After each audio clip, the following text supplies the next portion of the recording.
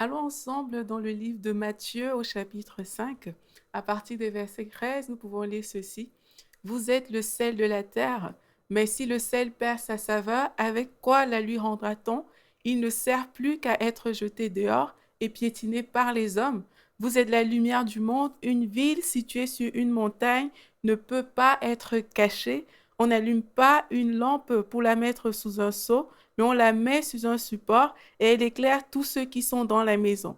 Que de la même manière, votre lumière brille devant les hommes, afin qu'ils voient votre belle manière d'agir et qu'ainsi ils célèbrent la gloire de notre Père céleste.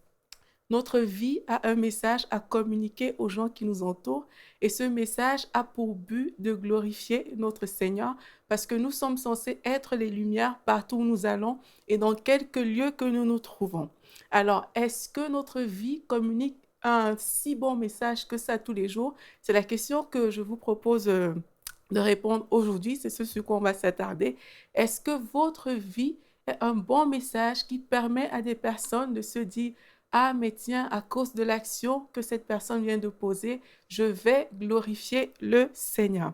Est-ce qu'au contact, à votre contact, les personnes réussissent à se dire, ah, mais tiens, lui m'a vraiment influencé de manière positive. Ou alors, lorsque vous arrivez quelque part, ça ne change pas d'un iota la vie des gens qui vous entourent. Vous êtes juste là et ça ne fait aucune différence pour les personnes qui sont là dans votre entourage.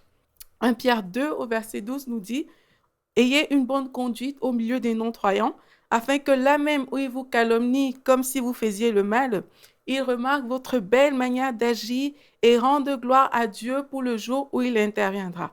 Et en parlant aux femmes par rapport à leur mari, il y a Pierre qui disait, vous de même femmes, soumettez-vous à votre mari, ainsi ceux qui refusent le droit à la parole pourront être gagnés sans parole par la conduite de leurs femmes en observant votre manière de vivre pure et respectueuse. Ceci veut dire qu'on regarde tous ces versets que dans notre façon de vivre, elle peut amener des personnes tout simplement à se repentir, à accepter Jésus et à glorifier le Seigneur, comme on l'a dit plus tôt.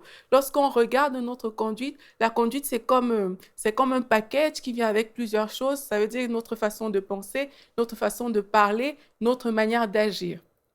Si on se pose des questions par rapport à tous ces points que je viens de citer, par rapport à ce package, cela va nous aider à adopter une bonne conduite qui nous permettra tout simplement d'attirer les gens vers le Seigneur. Alors, posons-nous la question, à quoi pensons-nous le plus souvent? Est-ce que nos pensées reflètent véritablement les pensées de Christ? On nous dit dans la Bible que le Seigneur Jésus, lui, il était vraiment focalisé pour faire la volonté de son Père. Est-ce que nous, chaque jour, nos pensées révèlent la volonté de Dieu? Est-ce que chaque jour, quand nous posons des actes, on pense vraiment comme Dieu le veut? La Bible nous dit dans Philippiens 4 au verset 8 que frères et sœurs, portez vos pensées sur tout ce qui est vrai, tout ce qui est honorable, tout ce qui est juste, tout ce qui est pur, tout ce qui est digne d'être aimé, tout ce qui mérite l'approbation, ce qui est synonyme de qualité morale et ce qui est digne de louange.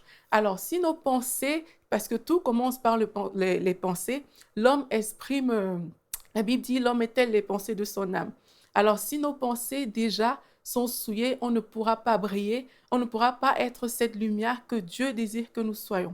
Alors, au niveau de nos pensées, nous devons nous arrêter et nous dire, est-ce que ce que je pense à ce moment T est vraiment la volonté de Dieu? Est-ce que c'est une pensée qui est pure? Est-ce que c'est une pensée qui est honorable? Est-ce que c'est une pensée qui mérite l'approbation? Et une fois qu'on aura fait ce processus en nous, on pourra poser des actions qui sont des bonnes actions. On pourra parler d'une certaine manière. Est-ce que lorsque vous parlez, par exemple, on peut dire, waouh, cette personne, sa façon de parler est vraiment, reflète vraiment le cœur de Dieu. Est-ce que quand vous posez des actions dans des situations, par exemple, difficiles, dans des situations où quelqu'un est, par exemple, venu vous insulter ou bien dans des embouteillages, est-ce qu'on entend dans votre bouche des paroles d'injures? Est-ce qu'on entend des paroles méprisables? Ou alors, est-ce qu'on entend des belles paroles de Dieu?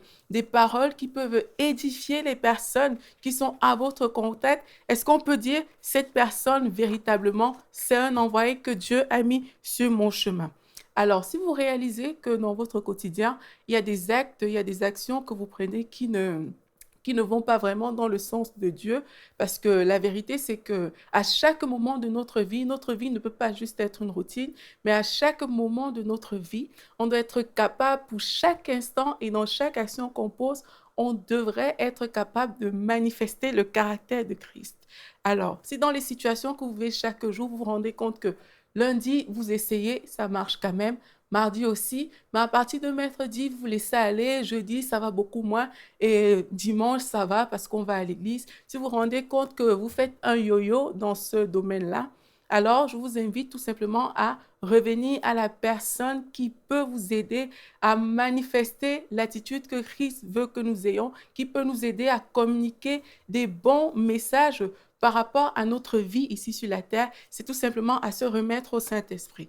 Vous savez, nous tous, on est en chemin, nous tous, on a des domaines dans la vie où il faut qu'on s'améliore, où il faut qu'on fasse des efforts. Mais c'est des points sur lesquels on doit pouvoir travailler avec la personne du Saint-Esprit pour pouvoir aller de l'avant et pour que notre vie puisse communiquer vraiment un message d'amour, un message de paix, puisse tout simplement manifester les fruits de l'esprit face aux personnes qui nous entourent. Quand on représente, parce que la Bible dit que nous sommes des ambassadeurs, quand on représente quelqu'un, alors c'est comme, c'est sa marque qu'on a.